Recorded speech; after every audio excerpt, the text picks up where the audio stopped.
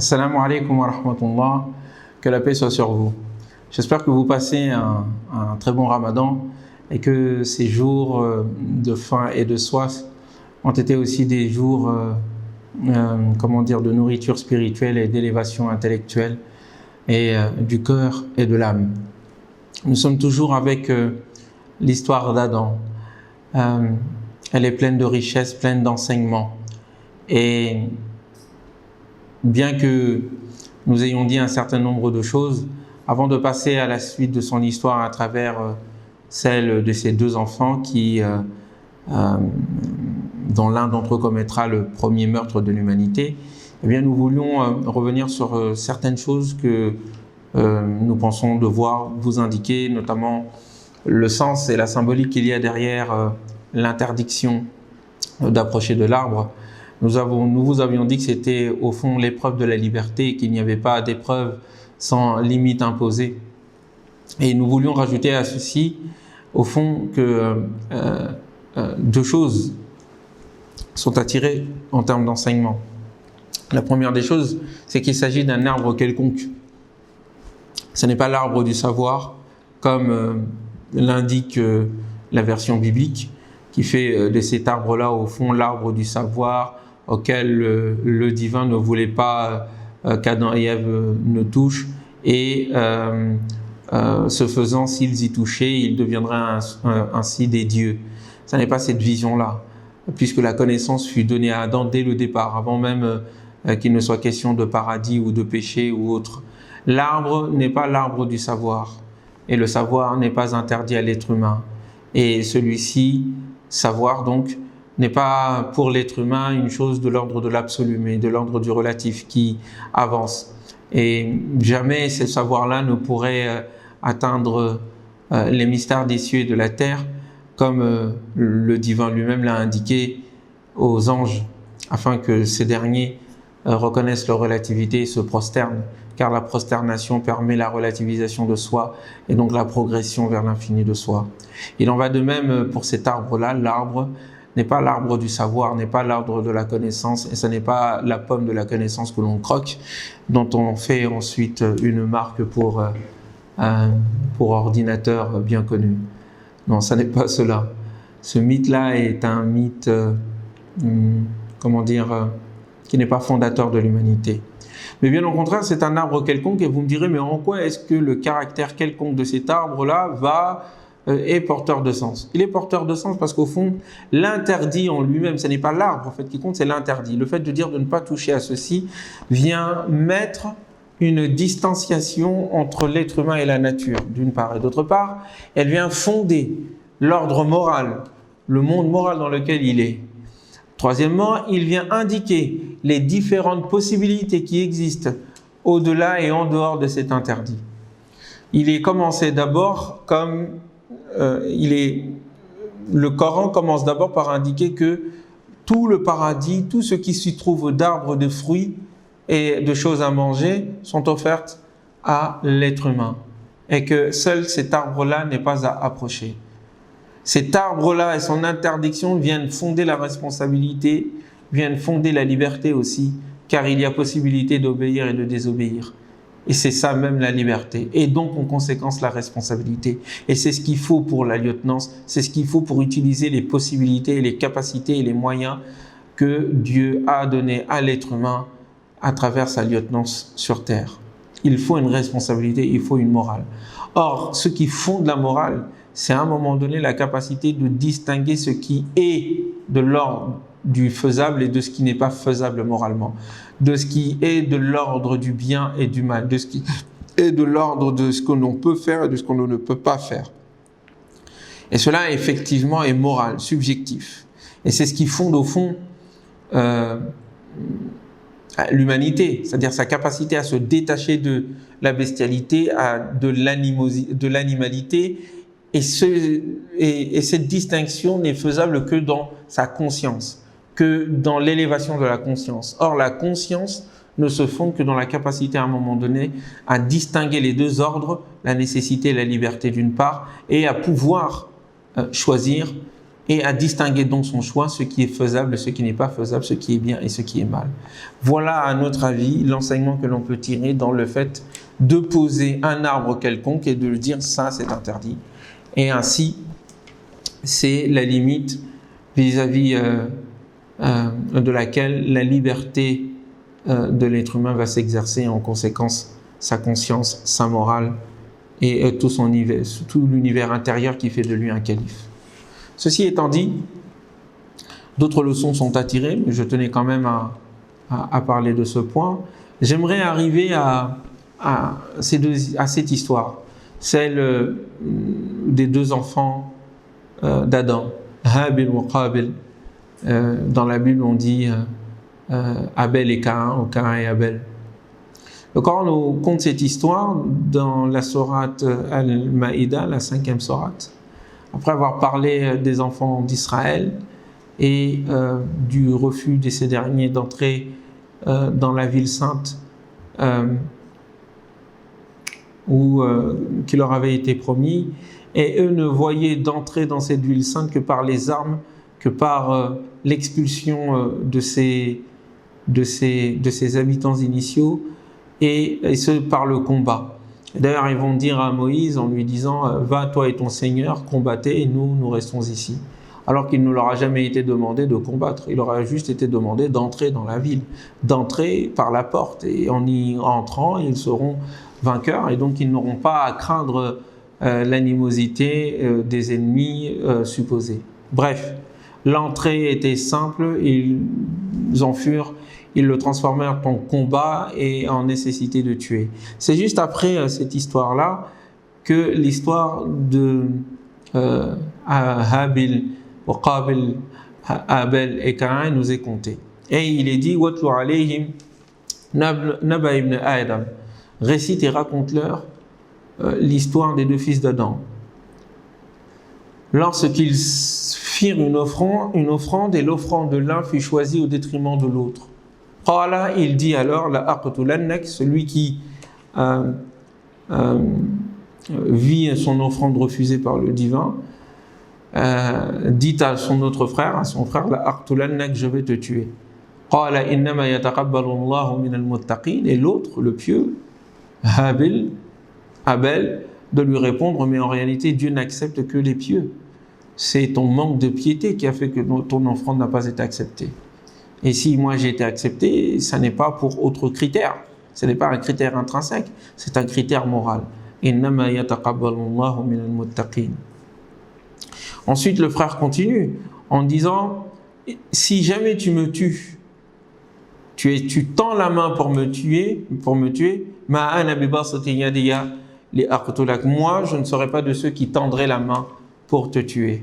Inni, car uridu an tabu, à ce que je souhaite, ce que je veux en ayant cette attitude-là, c'est que tu prends tes péchés et les miens et que tu fasses ainsi partie, si tu veux aller dans ce sens-là, du nombre des gens de l'enfer. Fatawwa'at lahu nafsuhu qatla ahlihi. Et son âme lui fit embellir et fut ployée pour lui cette envie de tuer l'intention et la volonté de tuer son frère, et il le tua donc. فأصبح من الخاسرين. Il fut donc ainsi parti des perdants.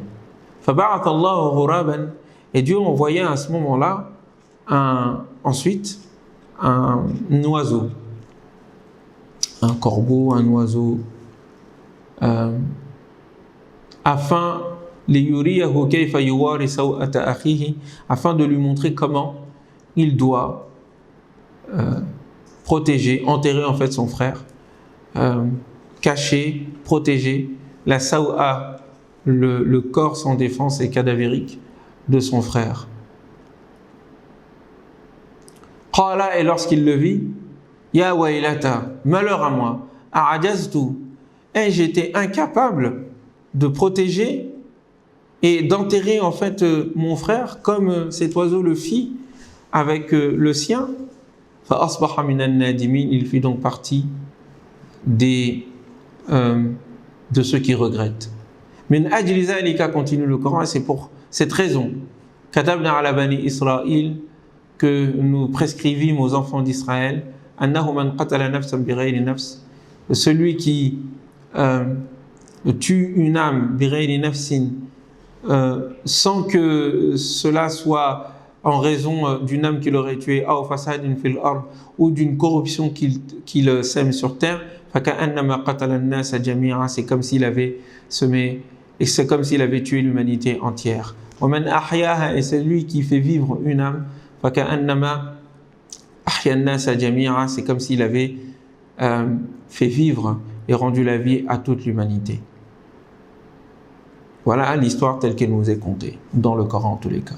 Quel est l'enseignement qu'il faut en tirer? La première des choses, avant de tirer des enseignements, j'aimerais évacuer un certain nombre d'histoires qui sont racontées autour de cela et qui malheureusement nous sont contées même dans des programmes islamiques entre guillemets à nos enfants et tout ce qui va avec. Je me souviens de ma fille Hadia qui à un moment donné, après avoir lu des livres qui lui furent offerts pour lire ces histoires-là d'une part, et à travers des dessins animés religieux, entre guillemets, qui lui furent montrés, et elle me demanda, elle dit mais papa, donc si j'ai bien compris, Abel et Akan et Abel se sont disputés parce qu'ils voulaient l'un et l'autre épouser la sœur de l'autre. Je dis comment ça? Et c'est une histoire que bien sûr on m'a racontée quand j'étais tout petit. Et cette histoire vous fut sans doute racontée, indiquant qu'au début de l'humanité, Adam et Ève, les enfants d'Adam et Ève se mariaient entre eux. Et que celle-ci, Ève, donnait des enfants par deux jumeaux, hommes et femmes. Et les jumeaux, le premier couple de jumeaux, se marier avec l'autre couple de jumeaux qui naîtrait après, et que Abel, devant épouser la fille ou la sœur avec laquelle Caïn serait né, Caïn devait épouser la sœur avec laquelle Abel serait né. Je dis serait, tout ça c'est au conditionnel. Et donc de ce fait, Caïn voulait épouser la sœur avec laquelle lui il était né et ne voulait pas épouser celle qui lui était destinée. Et pour trancher l'affaire, alors une offrande fut proposée, l'un et l'autre, et puis en fin de compte, c'est l'offrande d'Abel qui a été choisie. Ce dernier avait apporté une brebis et l'autre avait apporté des légumes, des fruits, enfin des choses de la terre. Et que le feu sacré venant du ciel avait brûlé l'offrande d'Abel et avait délaissé celle de Caïn, et c'est la raison pour laquelle ce dernier fut en colère, pris de jalousie et voulut tuer son frère. Bref, je vous raconte cette histoire pour la nier immédiatement et pour la mettre de côté comme étant une histoire farfelue. Et je ne comprends pas comment d'ailleurs on peut raconter ce genre d'histoire, parce qu'au fond on dit que l'inceste est possible. Parce que c'est ça, il a épousé sa sœur. On ne peut pas faire autrement. Donc, comment est-ce que les mariages se faisaient au début de l'humanité? Je n'étais pas là, je ne suis pas au courant, je ne sais pas ce qui s'y passe, et nous n'avons pas de révélation sur le sujet. Tout ce que nous pouvons avoir, ce ne sont que des élucubrations, des superstitions qui n'ont pas de preuves concrètes. Ça, c'est un élément, et il est fort dommage que les musulmans aient repris cette histoire-là et cette interprétation-là pour ensuite le diffuser et au fond faire poser des questions à nos enfants et aux enfants que nous étions, en se disant tiens, étrange, donc à l'époque l'inceste était possible. Bon, même si on avait pour justification que l'humanité à l'époque n'était pas assez nombreuse. Bon, ça c'est la parenthèse que je voulais indiquer et mettre de côté. En l'occurrence, le Coran ne raconte pas du tout cette histoire. Le Coran parle effectivement de quelque chose qui a eu lieu entre ces deux frères. Une offrande a été acceptée alors que l'autre n'a pas été acceptée. Pour quelle raison?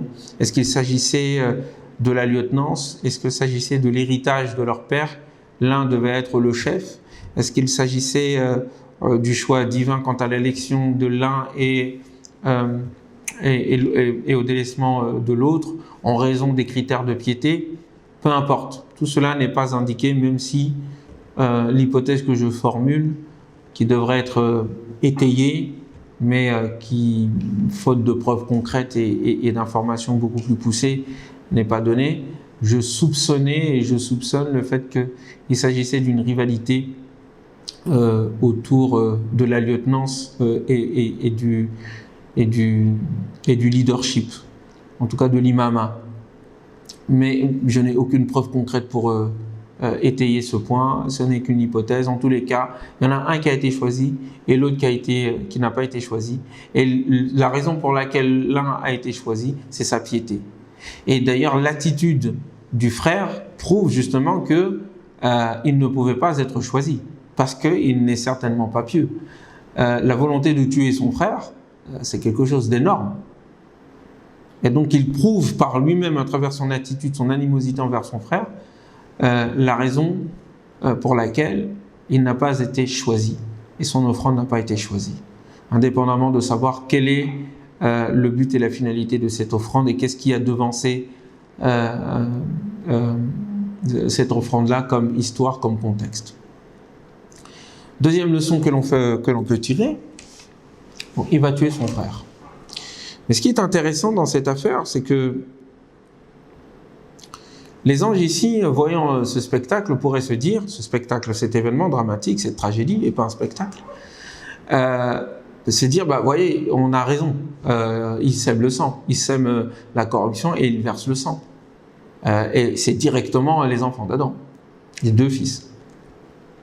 Et donc, cela confirme notre propos.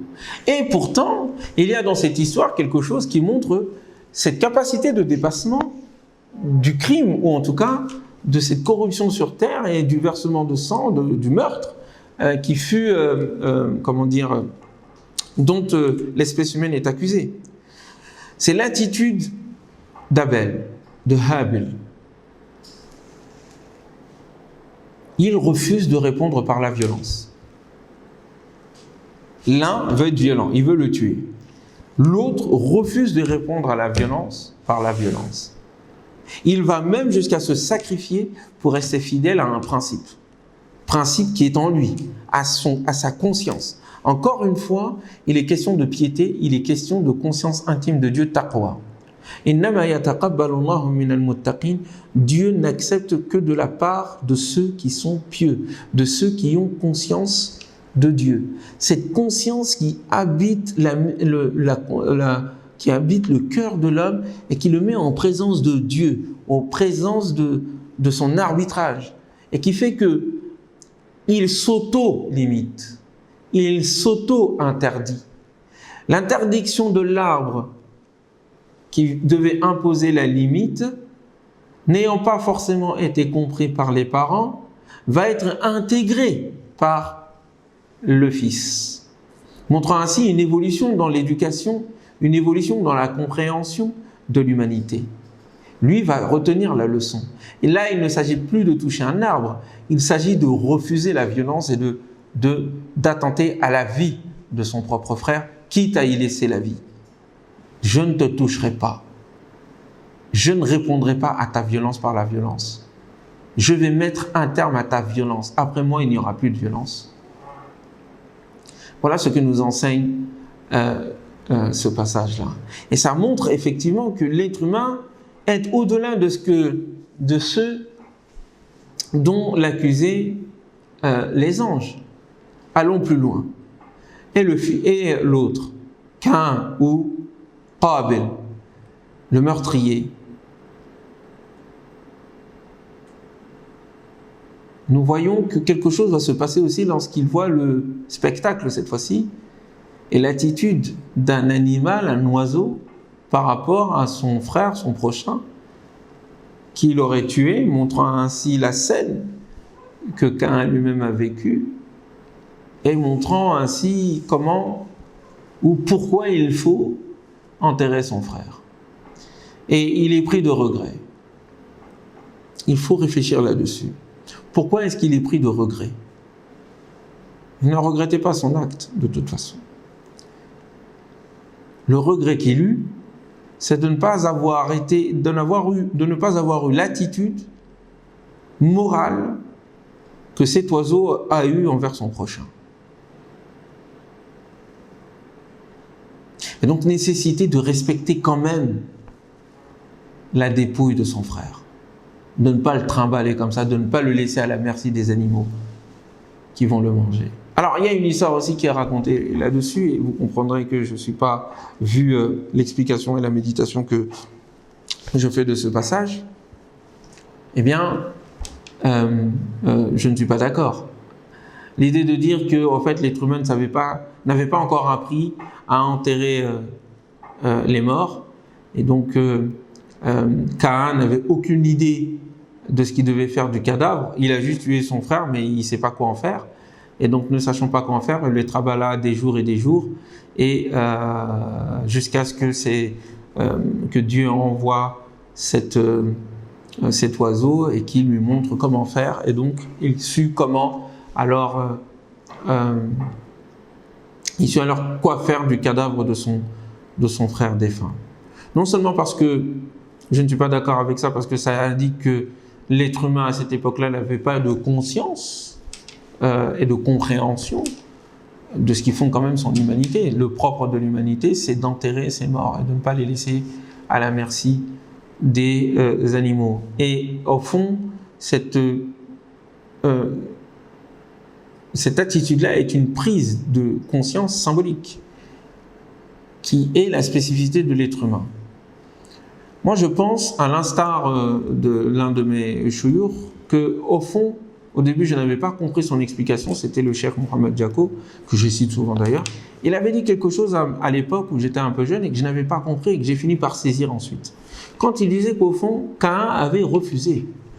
Et il ne voulait pas, au fait, enterrer son frère. Il voulait le laisser comme ça.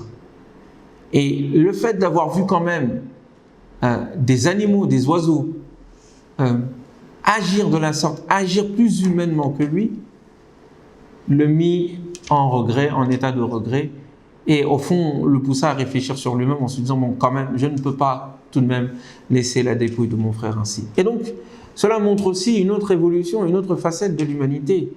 Même le plus sanguinaire d'entre eux, tuer son propre frère, c'est quand même extrêmement grave.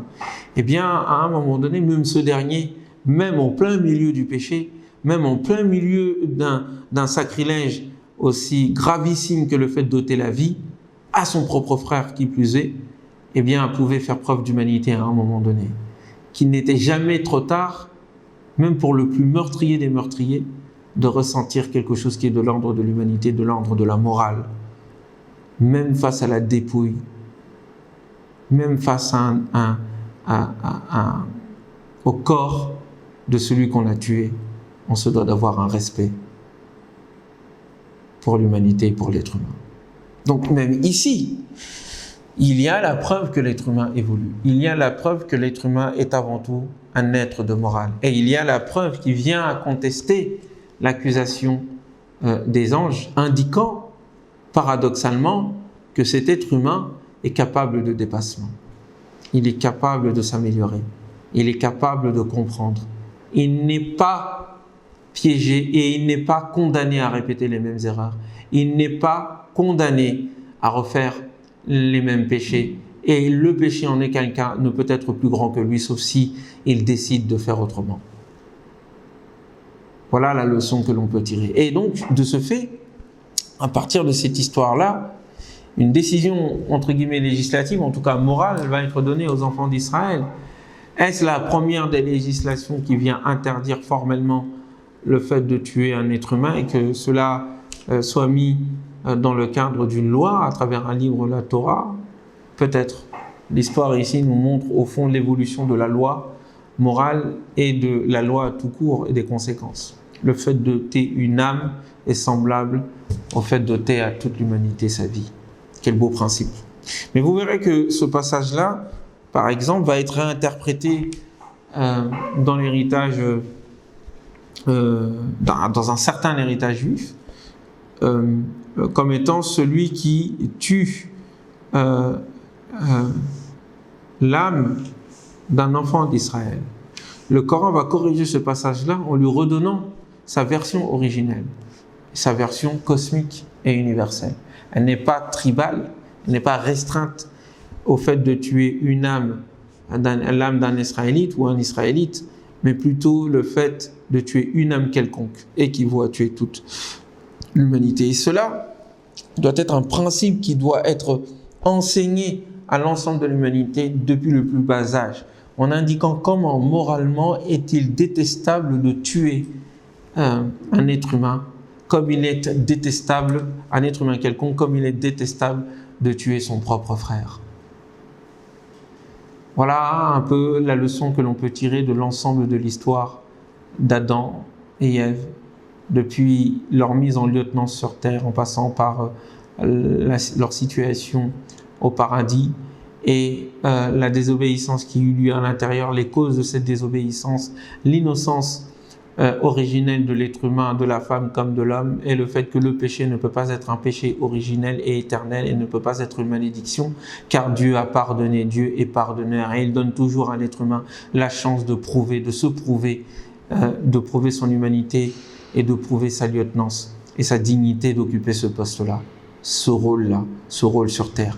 Les enfants d'Adam, dans l'attitude du premier qui se laissa tuer pour ne pas être violent et tuer son propre frère d'une part, et même à travers l'attitude morale en fin de compte, dans la grande immoralité de son frère meurtrier, eh bien, dans toute cette histoire-là, il y a toujours l'humanité qui évolue, l'humanité qui comprend, l'humanité qui est capable de s'échapper du piège existentiel, de l'accusation existentielle, de la malédiction existentielle qu'anges ou démons, mais surtout les démons, ont voulu tisser autour de l'avenir de l'humanité.